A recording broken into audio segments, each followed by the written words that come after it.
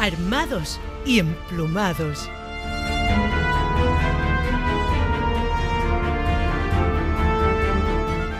Un podcast directo al corazón para estudiar, amar y proteger las últimas fieras aladas salvajes de nuestra península ibérica.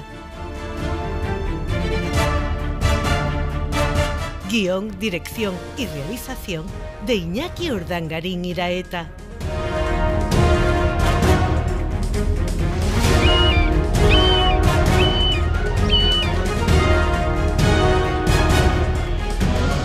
Con la colaboración especial del gran naturalista y experto cetrero Ignacio Arróspide.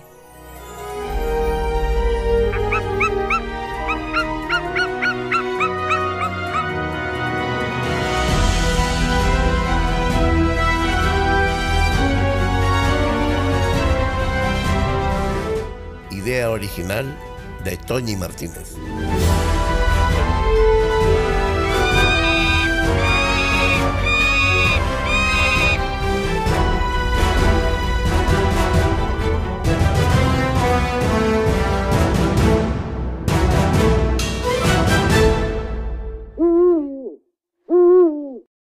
Armados y emplumados.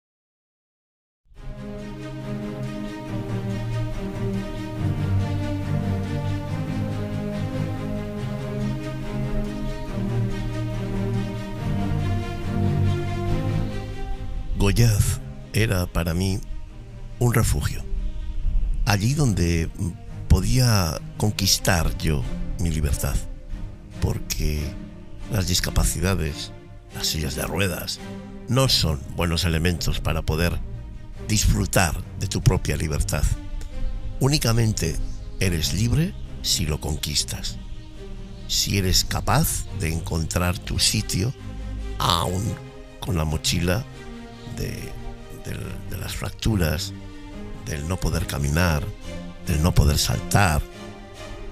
Goiás me permitía eso, ser yo, ser libre. Y en esa sensación de libertad, el fin de semana era el momento.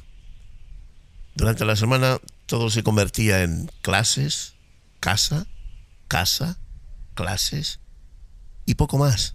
Vuelvo a decir que la silla no es un elemento muy favorable para poder disfrutar de tu propia libertad. Y por lo tanto, mis visitas a la calle siempre tenían lugar cuando yo iba al colegio, cuando yo estaba con mis amigos, con la gente con la que compartía la clase, que eran mi mundo. Ese era todo mi mundo. Yo no tenía un mundo aparte, como los demás niños, en los que poder jugar a la tarde, al fútbol, o al corre que te pilla, o a cualquier otro deporte. La verdad es que mi vida era muy monacal entre semana, y cuando llegaba el fin de semana era la explosión.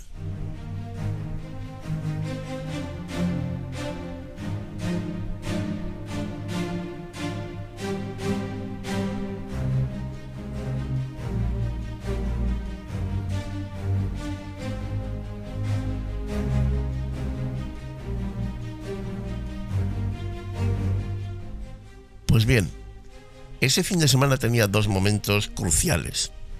Uno era el sábado por la tarde. Ese sábado por la tarde era cuando nosotros salíamos de casa, de Lasarte, y nos dirigíamos a Goiás, a ese pequeño pueblo precioso y maravilloso en el centro de Guipúzcoa, que había sido cuna de mi madre, pues toda su familia vivía en el caserío Goicoetxe de Goiás.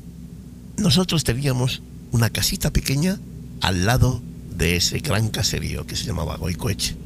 Nuestra casita se llamaba Goizecoizarra, la estrella de la mañana. Muchos dicen que es Marte el que es la estrella de la mañana. Pues yo no sé si era Marte o qué planeta era, pero desde luego para mí aquello sí era una estrella, una guía. Yo cada vez que veía aquella casita se me abría el mundo, volvía a ser yo. ¿Habéis tenido vosotros alguna vez la sensación de que durante un tiempo, por circunstancias, por historias, por cosas que imperan en ese momento, tú no eres tú no puedes desarrollarte como persona, y de repente, en otro momento del día, del mes, del año, hay un lugar en el que tú sí que puedes ser quien eres, sí que puedes ser tu propia esencia, sí que puedes ser el verdadero Iñaki.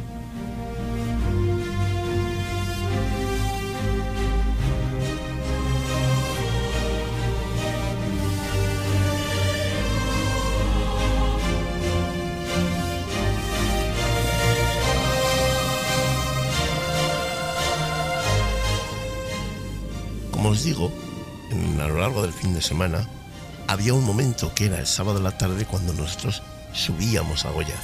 Ese era un momento fantástico. Era un momento en el que cuando justo llegabas a la casa, a mí se me abría un mundo. A mí la vida volvía otra vez a tener sentido. De repente aquellos montes, aquellos pinares, los manzanos, los robledales, los hayedos, aquellos prados verdes de hierba infinita. Para mí aquello era vida, aquello era un suma y sigue, un recreo amplio, un momento en el que otra vez Iñaki podía volver a ser cualquier cosa: un soldado, un guerrero, un pintor, un naturalista, un boy scout o un piel roja. Podía ser todas esas cosas rodeado de animales, de vegetales, de nubes maravillosas, soles poderosos y cielos que en ocasiones estaban completamente azules. Y había otro momento a lo largo del fin de semana que también tenía su propio protagonismo. Pues imaginaos, esto que os voy a contar ocurrió hacia el 20 y tantos de octubre, 22, 23, 24, 25, por esas fechas. Y bueno, pues el otro momento era el momento en el que cuando llegaban las 6:30, 7 de la tarde, uno empezaba ya a escuchar a su padre decir que venga, vamos a recoger, vamos a irnos a casa, hay que llegar antes de las colas, quiero ir a casa, me quiero duchar y quiero estar tranquilo luego viendo la tele, etcétera, etcétera. Cuando yo escuchaba esa frase, para mí era como si mi padre me metiera una daga en el corazón, como si me cogiera desde el ombligo y me abriera las tripas hasta el cuello. Eso es lo que yo sentía. Y en ese momento yo cogía mi silla eléctrica, que durante 2 días, sábado y domingo, no había parado 5 minutos, y le daba el último meneo. Yo siempre decía, bueno, desde que empiezan a decirlo hasta que terminan con las bolsas preparadas, puede pasar 1 hora. Voy a aprovechar esa hora, voy a morder esa hora, voy a vivirla al tope. No voy a estar pensando, me tengo que ir, esto se acaba hasta el sábado que viene. No, voy a aprovechar y exprimirlo todo, y luego cuando me meta en el coche ya pensaré que se ha terminado, que tengo que estar 1 semana en la cárcel, etcétera, etcétera. Agarré mi silla de ruedas y, como siempre hacía, salí de mi casa por el caminito que me lleva hasta la carretera nacional, bueno, comarcal en ese caso. Cogí la carretera comarcal y bajé un trocito, justo el trocito que me lleva a un pequeño garaje que tenía mi tío a las afueras de su caserío para guardar su Land Rover. Muchas veces solía estar allí, era un lugar perfecto para espiar animales. Detrás tenía al collado de Goyaz, a todas las praderas y todas las huertas que mi tío tenía puestas con maíz, con alubias, verdura en general, y también teníamos algunos roquedos que teníamos en la parte derecha, en un pequeño montículo que había, donde le solía gustar a los mirlos y a las cornejas comer cualquier bichillo que apareciera, porque allí echaba mi tío toda la mierda de las vacas, toda la mierda que tenían, todo lo que cagaban en la cuadra, se cogía, se recogía, se subía al tractor y se llevaba a aquel montículo donde tantas y tantas y tantas presas había ya matado el gavilán.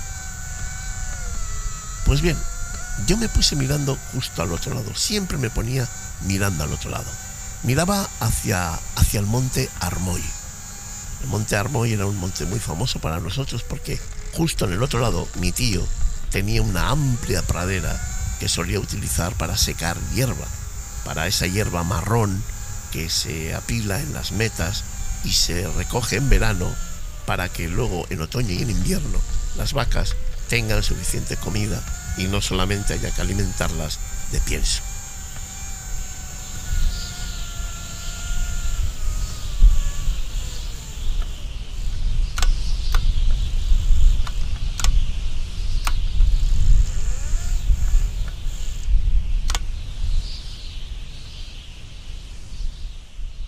Pues bien, puesto mirando hacia ese monte Armoy, había un enorme poste telefónico en la puntita del monte.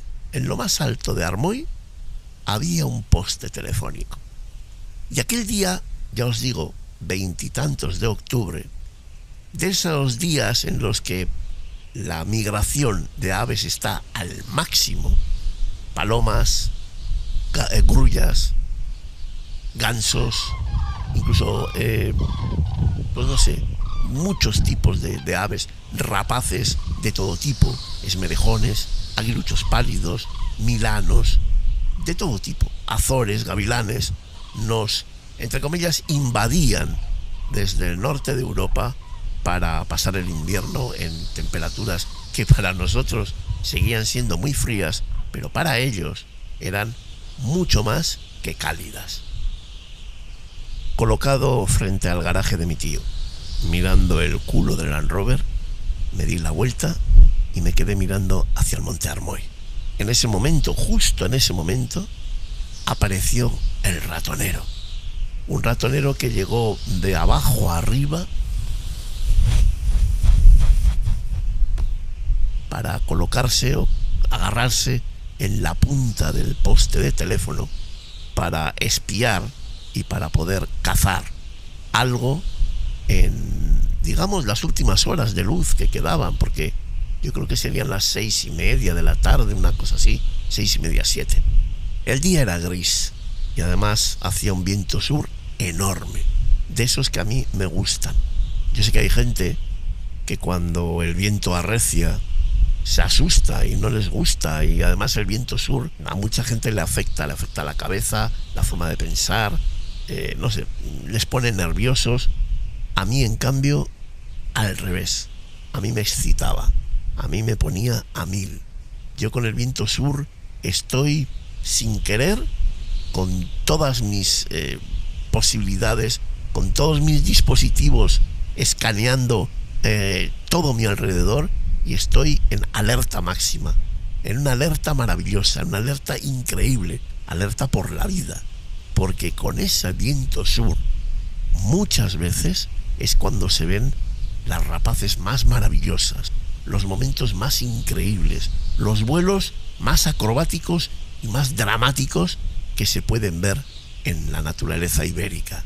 Ese viento sur para mí siempre ha sido un gran regalo, y aquel día también lo iba a ser, porque aquel ratonero que se subió a aquel poste de teléfono tan famoso, que yo creo que cada día tenía a su visitante rapaz en aquella punta, yo creo que no había día que no pasara el ratonero en algún momento por aquel poste, por aquel oteadero especial que hacía que dominara tanto terreno. Y allí se encontraba el ratonero, y allí estaba yo con mis prismáticos, mirando, escudriñando, intentando averiguar cómo eran sus ojos, cómo era su pecho, dónde estaban las garras. Yo quería ver las uñas, las armas terribles que sirven para matar tantos cientos de presas. Mis prismáticos no tenían tanto poder, y me quedaba siempre viendo aquella figura al contraluz, que solo la veía oscura, solo veía el perfil de la misma, pero a mí me bastaba, me maravillaba. Y yo estaba deseando que apareciese una rata, un ratón. Incluso si pudiera ser que en Goiás en aquellos años no había, pero incluso si se había escapado un gazapo de conejo o un pollito de alguna gallina, yo estaba deseando que eso apareciera por allí. Yo quería ver cazar al ratonero. Y así estaba yo esperando.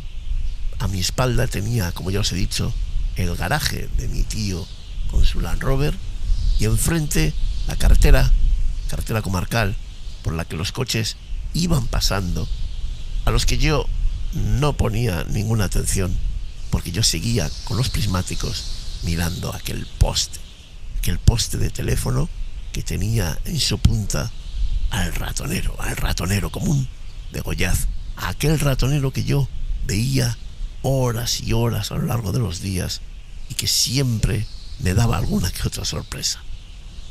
Aquel ratonero de repente giró la cabeza, miró justo hacia donde estaba yo, desplegó un poco las alas, pero las volvió a cerrar.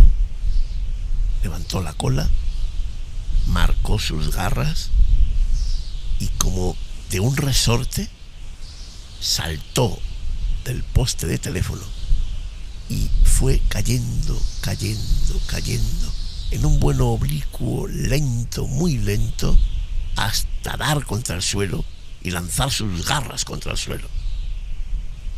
Yo pensé, algún ratoncito, alguna rata, pero claro, si hubiese sido una rata, hubiese un combate. No, una rata no se va a dejar por un ratonero al primer golpe.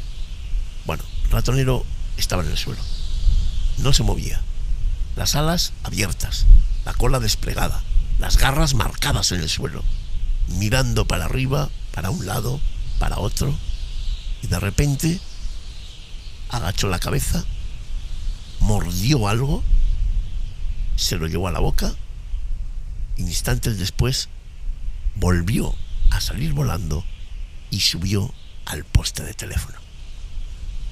Qué alas tenía que tener aquel ratonero, qué poder en su quilla, en su pecho, porque aquel poste de teléfono era especialmente alto y aquel ratonero subió desde el suelo hasta el poste sin ningún esfuerzo, como si lo hubiese hecho toda la vida.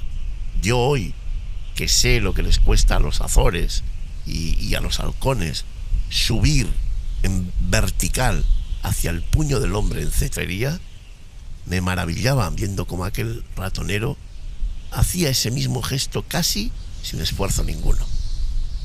De nuevo estaba en el poste el ratonero. Yo creo que lo que había comido había sido algún escarabajo o algún insecto raro, de esos últimos que quedaban ya para ser tan avanzado octubre, y continuaba en aquel poste. Uno sabe muy bien cuando una rapaz va a estar mucho tiempo en un sitio o directamente va a salir pronto volando. Si las garras y la cola casi pegan unas contra otras, eso es que el ratonero está tranquilo, está sin problemas, está relajado. Y como bien dice Ignacio Arróspide, el ratonero es el ave de la paciencia. Y paciencia es lo que tenía nuestro ratonero, porque a mí se me estaba acabando el tiempo, ya que el ratonero tenía todo el del mundo para poder seguir vigilando y oteando desde el poste a sus presas.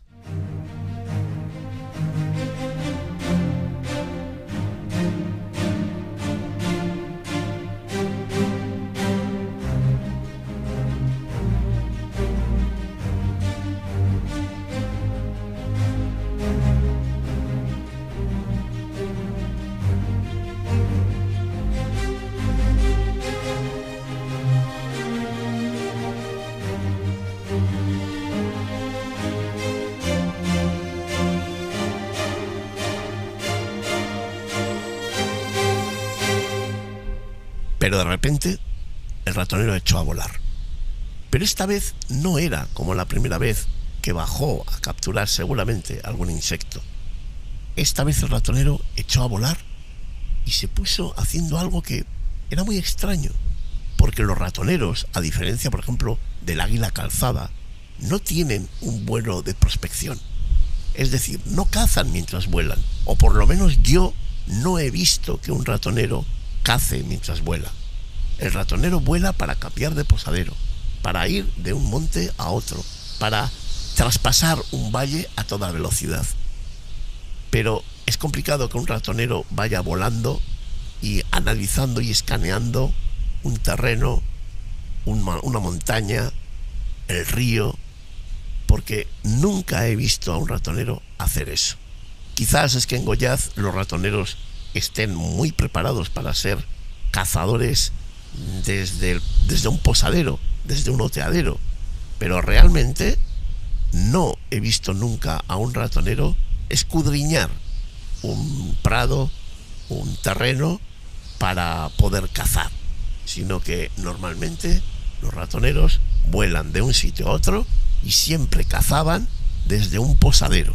Se lanzaban para capturar la presa, a veces un mamífero, a veces un ave, pero no lo hacían como el águila calzada.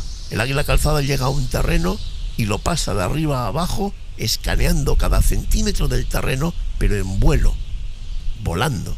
Cuando baja demasiado, sube en tornos, es decir, sube aprovechando las corrientes térmicas calientes que golpean contra las laderas de la montaña, y aprovechando esa corriente, dando vueltas y vueltas y vueltas, vuelven a coger altura para volver otra vez a llevar un vuelo de prospección.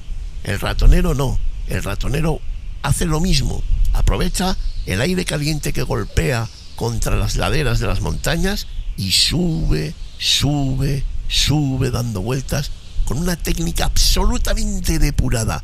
Pocas rapaces he visto yo con una técnica de vuelo en tornos tan maravillosamente ejecutada como los ratoneros. Pero realizan esos tornos para coger altura y poder viajar de un sitio a otro, de un posadero a otro posadero, para volver allí a estar escondido en un lugar, en una rama de un árbol, en una punta de una meta, en una punta de un poste de teléfono, y desde allí lanzar el ataque final a su presa. Así sí las he visto cazar. Como el águila calzada, yo no las he visto cazar nunca, nunca. Pero este ratonero estaba haciendo cosas muy extrañas. Volaba de un lado a otro, pero siempre cuando sentía que perdía el impulso del viento, se ponía pico a viento, es decir, contra el viento. Se ponía donde le daba el viento de cara, giraba un poquito las alas y las empezaba, empezaba a aletear las alas como si fuera un cernícalo, cerniéndose en el aire, quedándose quieto y mirando desde el aire si alguna presa se movía en el prado. Sí, amigos, el viento le daba en la cara, abría las alas, abría la cola, es decir, intentaba tener el mayor espacio, el mayor área de sustentación en el aire, y agitando las alas se mantenía en el cielo quieto, como un helicóptero, exactamente igual, moviendo el cuerpo, haciendo fuerza, haciendo justo la fuerza opuesta al viento sur que en aquel momento golpeaba, y que eso le mantenía quieto, con la mirada clavada en el suelo, mirando a un lado, mirando a otro, intentando escudriñar insectos, micromamíferos e incluso alguna que otra ave medio enferma. Así es como estaba entonces cazando el ratonero. Ese día vi esa nueva forma de cazar, descubrí una nueva manera de poder buscar, poder escanear el suelo del prado, el suelo de aquella ladera, y poder encontrar algún que otro micromamífero o insecto. Era precioso. Yo iba con mis prismáticos mirándole. Claro, cuando se puso a volar y se puso a, de alguna manera, llevar a cabo aquel comportamiento extraño para mí entonces, yo empecé a verle las garras. Empecé a ver ese dibujo barreado de la cola. Empecé a ver cómo se doblaban las últimas plumas, esas negras acabadas en punta, que se doblan con el golpe del aire, con la resistencia del aire y el agitar, el aletear de las alas. Era precioso ver aquello, porque estaba viendo un ratonero que hacía cosas que yo nunca, jamás había visto hacerlas a un ratonero. Enseguida me di cuenta que todo eso lo estaba haciendo porque había un viento sur muy fuerte. Al final, el ratonero no dejaba de ser una especie de cometa. Yo me imaginaba poder tener esas 3 cuerdas que tienen las cometas y poder tenerlas en el cuello y en las garras de la rapaz, y ir tirando hacia abajo. Cuanto más tirara hacia abajo, más podría volver a subir, porque el viento más esfuerzo y más fuerza iba a hacer en aquellas preciosas plumas de las alas del ratonero. Era maravilloso verlo así. Hacía el ángel, porque eso se le llama hacer el ángel, es el cernido del cernícalo. Por eso al cernícalo se le llama así, porque se cierne en el aire, agita, aletea sus alas justo con la fuerza necesaria para oponer una fuerza contraria igual al viento que le está dando en la cara y mantenerse en perfecta quietud en el aire. Ya os he dicho, como si fuera un verdadero helicóptero que está intentando escudriñar y buscar la presa que en aquel momento marca los deseos de nuestra rapaz. Así lo hacía el ratonero. No está tan bien preparado como el cernícalo para hacerlo, es decir, necesita un viento más fuerte que el que necesita el cernícalo para cernirse en el aire. Pero aquel día lo hacía. Aquel día era de esos vientos fuertes que hacía que las palomas, en lugar de pasar muy altas, pasaran cerca de las montañas, y los cazadores las dispararan con las escopetas, a veces hasta masacrándolas. Ese era el día que hacía, de esos días muy de la cordillera cantábrica, muy de otoño, de viento sur fuerte, seco, que te agita, te deja todo el pelo despeinado, pero que es una maravilla vivir y experimentar esa sensación de absoluta libertad que también el viento me daba en aquellos días.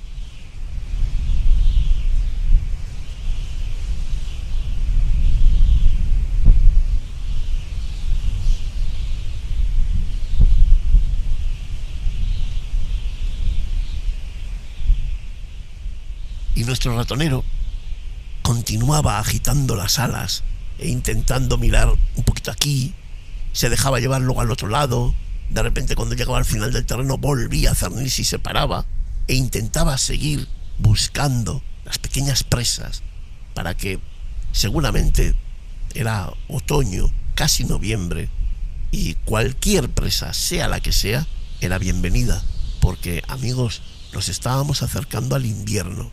Y el invierno es la gran prueba, el gran reto, no solamente de los ratoneros, de todos los animales que viven en la naturaleza salvaje de la península ibérica.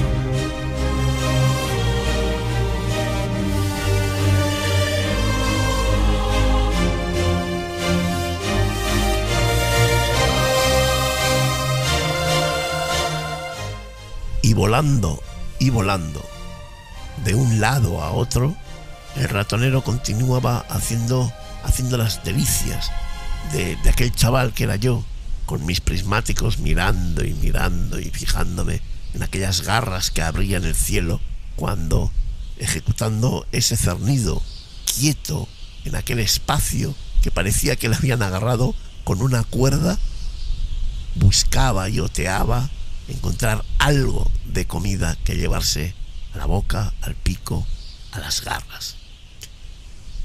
Pero, amigos, eso no era lo único que iba a ocurrir ese día.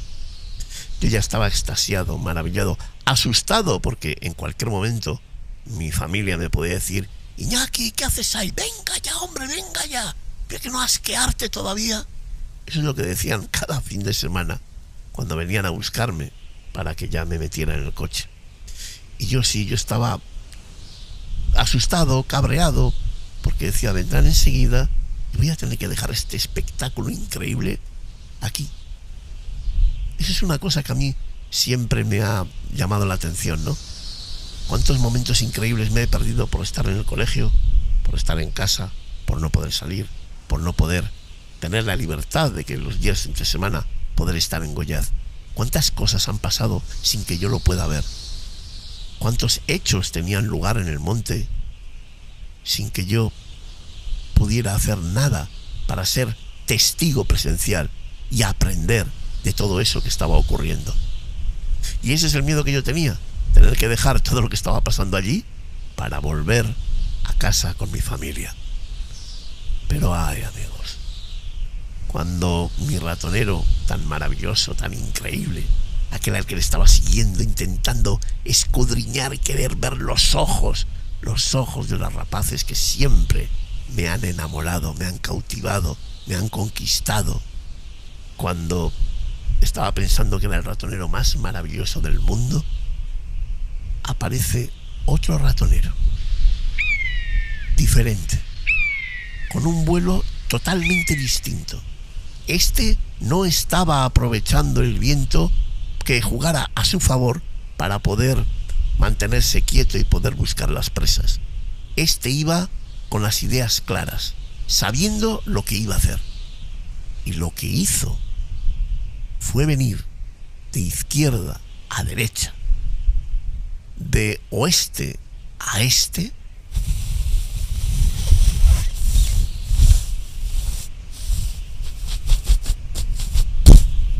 y pegar un golpe tremendo a mi ratonero, que estando quieto en el cielo, sin darse cuenta del peligro que le venía, fue como cazar una gran pelota de goma quieta y suspendida en el espacio.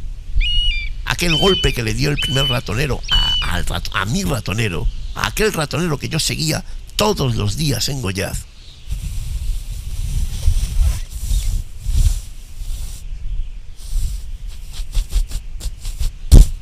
hizo que soltara algunas plumas en el aire y que diera 2 vueltas sobre sí mismo hasta que lanzó sus garras al cielo, y el segundo ratonero tuvo que dejarle y volver a subir para tomar altura.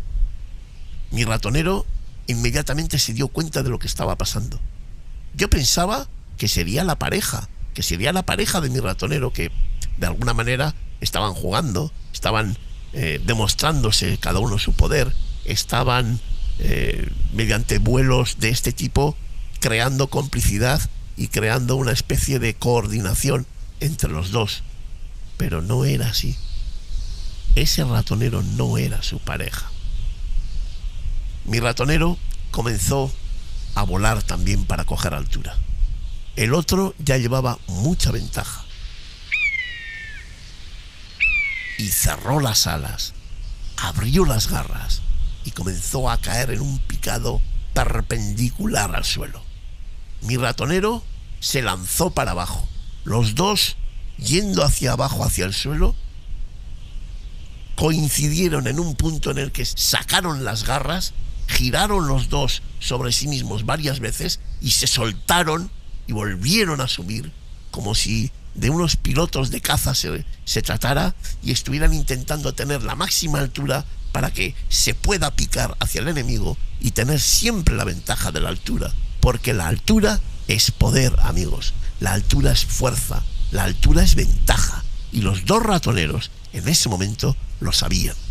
Mi corazón palpitaba, temblaba, crepitaba, porque estaba viendo algo que nunca jamás había visto. Yo sí había visto ataques entre unos ratoneros y otros, pero no había visto una cosa tan cerca y tan, no sé, parecía que habían perdido la cabeza. Sobre todo ese ratonero que no era el mío, que era como extraño.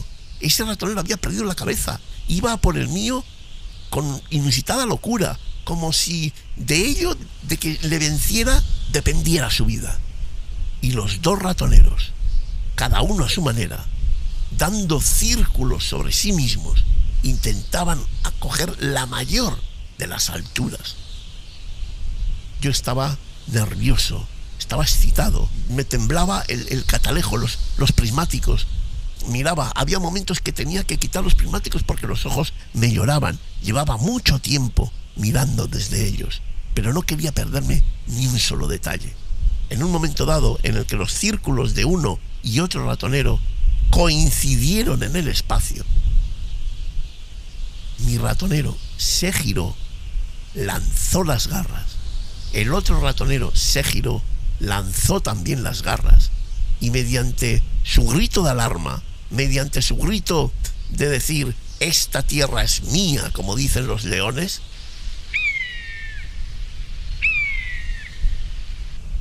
mi ratonero atacó al ratonero, no sé, llamémosle ratonero número 2, y comenzaron los dos a girar sobre sí mismos, a lanzarse de un lado a otro y a perseguirse.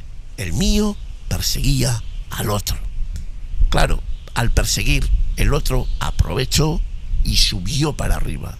Y ese trozo que subió para arriba le permitió volver a cerrar las alas, volver a sacar las garras, volver a caer perpendicular, como si fuera un jarrón que se había tirado desde un avión, desde arriba del todo, y cayó sobre mi ratonero, sobre la espalda de mi ratonero. Pero mi ratonero, sabiendo que le venía por la espalda y que le iba a atacar, porque siempre las rapaces intentan buscar el ángulo ciego para que cuando tú ataques no pueda la presa ver por dónde te ataca. Para un pájaro es muy fácil cambiar de dirección. Por eso tienes que atacar donde no te ven, donde sus ojos no pueden llegar. Ese es el ángulo ciego. Ese es el punto muerto en el que cualquiera tiene que utilizar para acabar con la otra presa.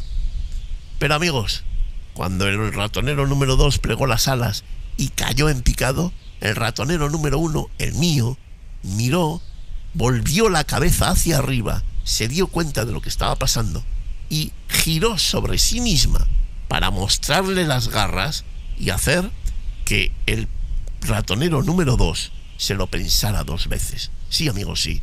Porque cuando tú atacas desde arriba, cuando tú caes como un jarrón, como una piedra, está muy bien, porque tú golpeas al otro pájaro y le puedes infligir una gran herida. Pero si el otro pájaro enseña las garras y marca las uñas y te las pone delante, tú mismo, con el peso, con la fuerza y con la velocidad que vienes hacia abajo, te vas a infligir unas heridas que van a ser mortales. Por eso, el ratonero número 2, cuando el mío se puso boca arriba y lanzó las garras para arriba, en lugar de atacar como un halcón y partir mi ratonero en 2, lanzó también las garras, frenó en el aire, abrió las alas al 100% con la cola también extendida al máximo y chocó sus garras con las garras de mi ratonero. Y eso fue la locura absoluta, porque cada uno empezó a aletear hacia su lado. Comenzaron a girar como una peonza, una bola loca que estaba cayendo desde el cielo hasta el suelo en un mar de plumas, de alas, de color blanco, gris, negro, dando vueltas marrón, piando y piando los dos, sin parar, hasta que girando sobre sí mismos, agarrados los dos pájaros por las garras, cayeron al suelo de golpe. Se pegaron un tremendo topetazo contra el suelo, pero ni aun así ninguno de los dos pájaros soltó al otro. Aquellas garras estaban entrelazadas. En el suelo comenzaban a saltar, a golpearse con las alas, a querer cada uno tirar hacia su lado, pero ninguno soltaba las garras, con lo cual al final empezaron a girar sobre sí mismos, incluso en el suelo. Tirados en el suelo, se giraban y giraban como los cocodrilos cuando capturan un ñu, y empiezan a girar y a girar y a girar para romper un trozo de carne y poder comérselo. Pues estos ratoneros giraban y después se quedaban de pies y se golpeaban con las alas y lanzaban picotazos y seguían con las garras marcadas las unas en las otras. De repente uno de los ratoneros soltó una de las garras y la lanzó al pecho del otro ratonero. El otro ratonero saltó una de las garras y la lanzó al cuello del primer ratonero. Y así estuvieron un rato, mirándose, tanteándose, analizándose.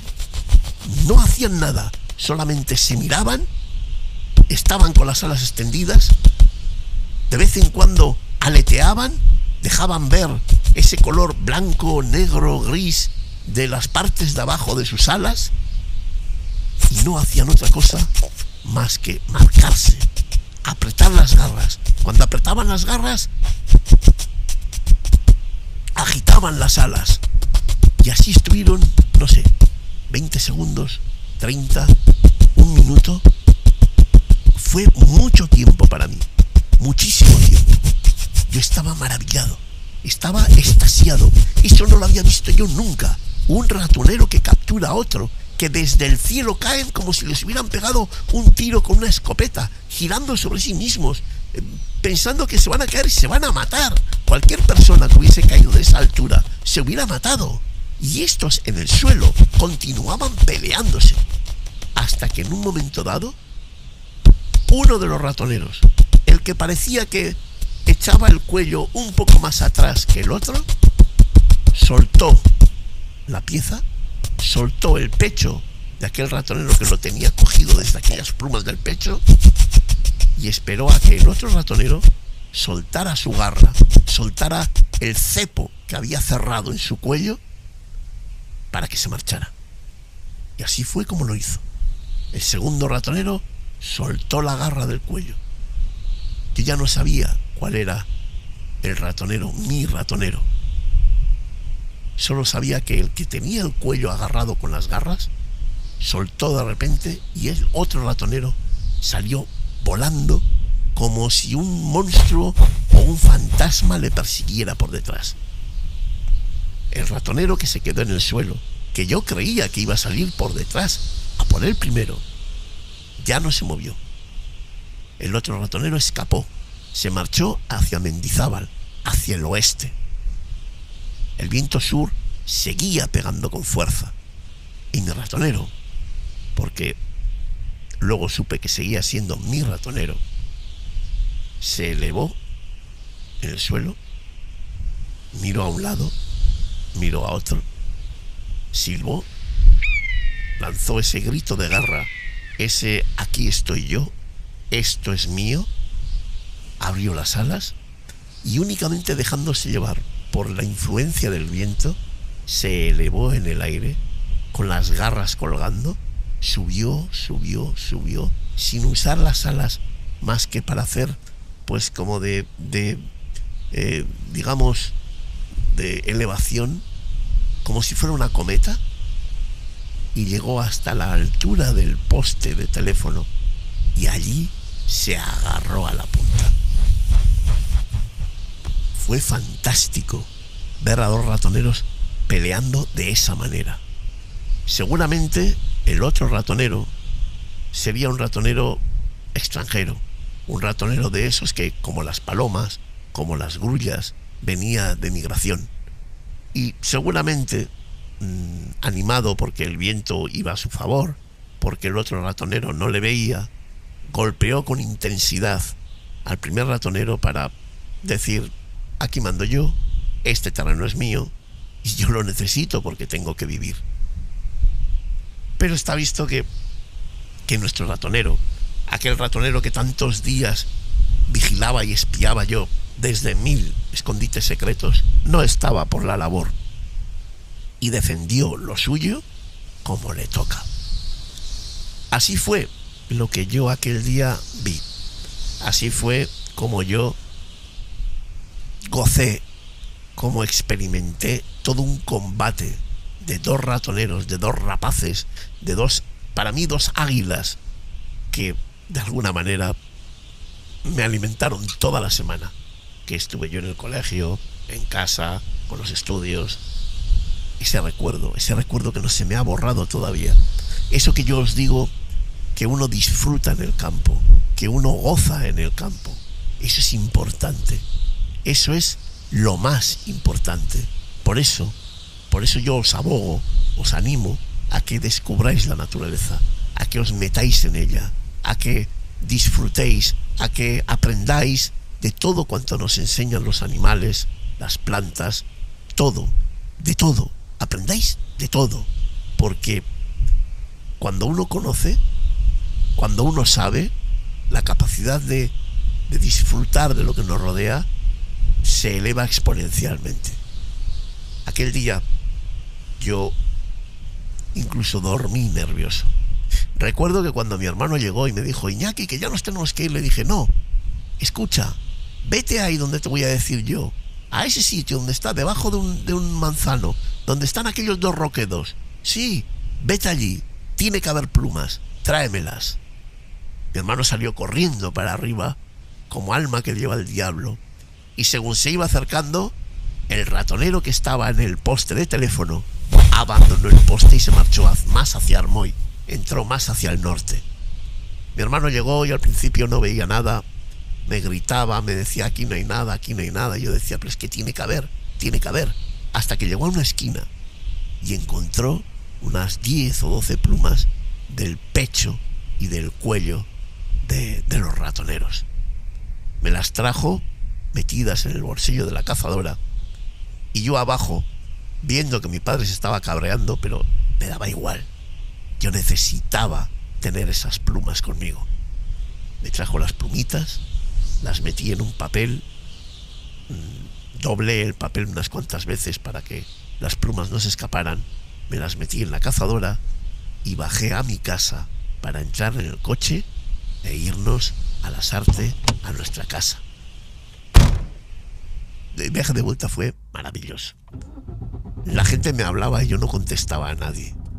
Yo no estaba en el coche, yo no estaba en la carretera, yo estaba en Armoy, estaba en aquella loma que todos llamábamos Euskitze, la loma del sol. Pues estaba en aquella loma con aquel ratonero, con el otro ratonero, aquel combate que había habido entre dos ratoneros, unas imágenes increíbles que yo no se las he visto a nadie. No ha habido ningún documentalista, ni ningún biólogo, ni ningún naturalista que me haya enseñado esas imágenes por televisión. Y yo no pude ver, yo no pude disfrutar, yo no pude vivir. Mi corazón estallaba, mis manos temblaban con los prismáticos y no perdía detalle de todo el combate. Del mismo modo que en el cielo, porque el sol había como una especie de resol con nubes grises y no me dejaba ver nada de color porque solamente se veía negro. Cuando cayeron al suelo, yo vi todos los colores, los de los ojos, los de las garras, los de las plumas, los del pecho, los del cuello, todos. Era maravilloso, era increíble. Un combate de esas características y nadie, ninguna otra persona se estaba dando cuenta de lo maravilloso que estaba sucediendo en aquel justo instante en Euskitze, en Armoy.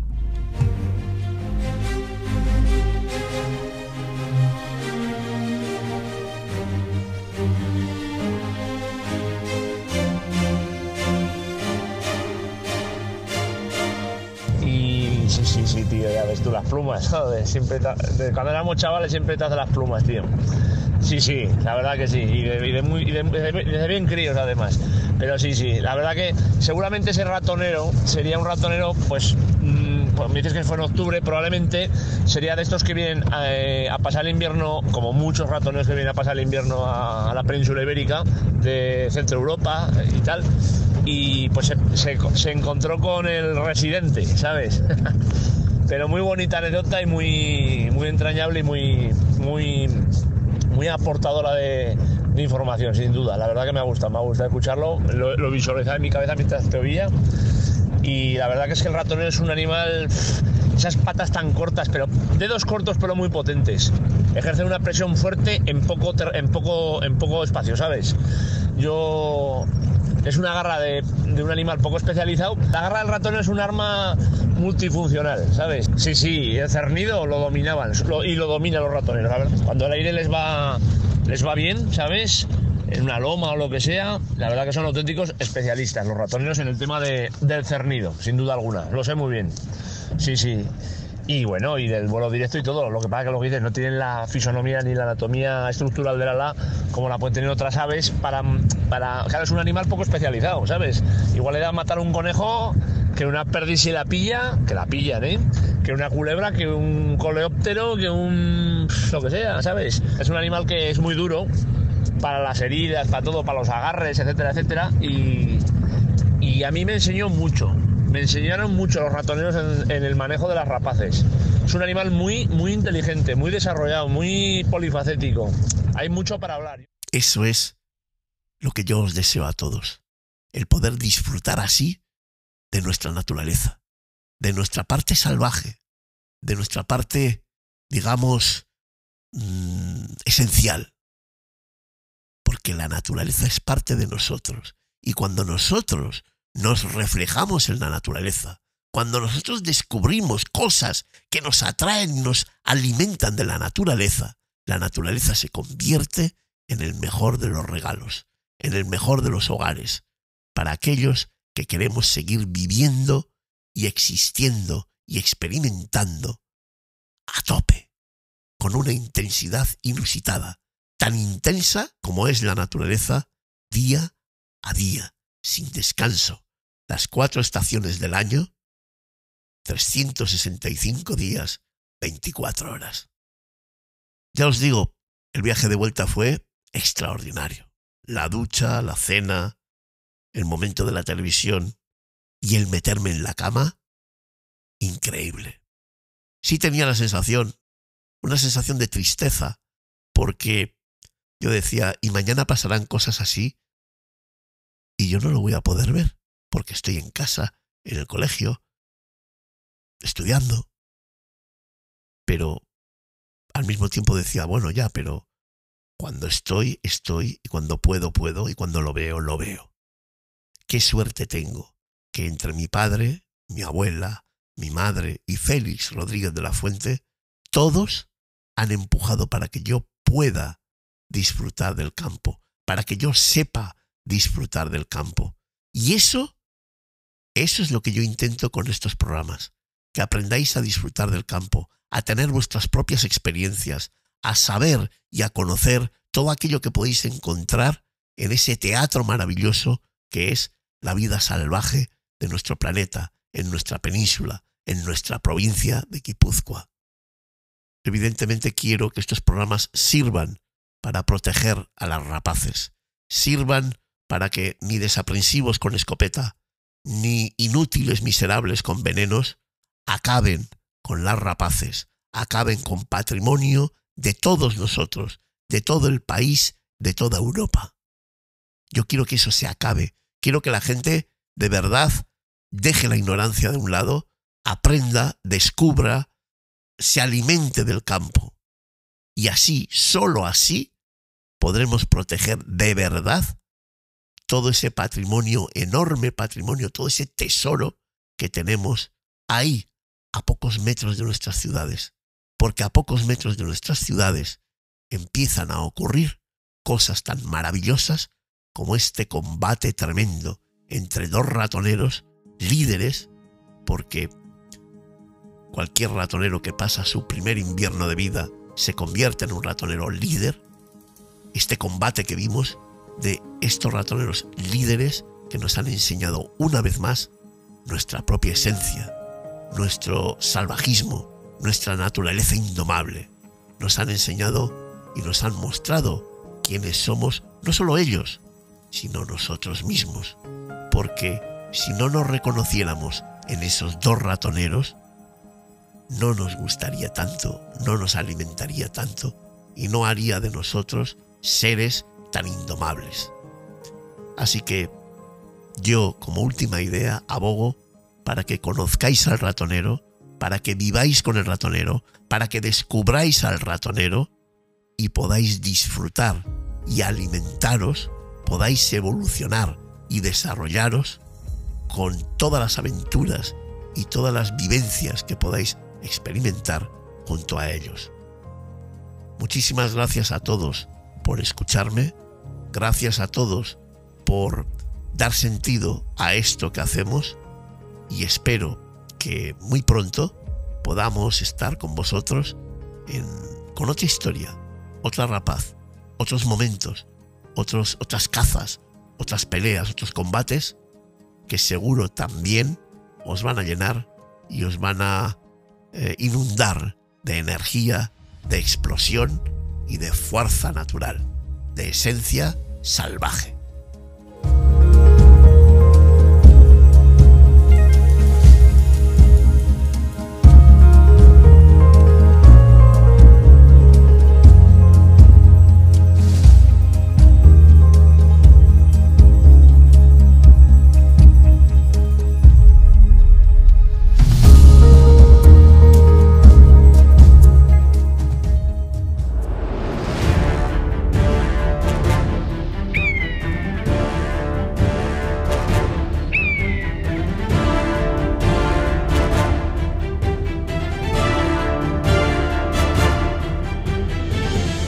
armados y emplumados.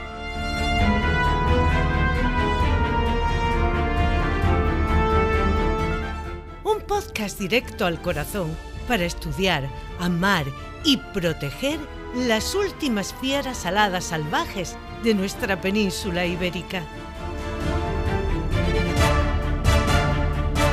Guión, dirección y realización de Iñaki Urdangarín Iraeta.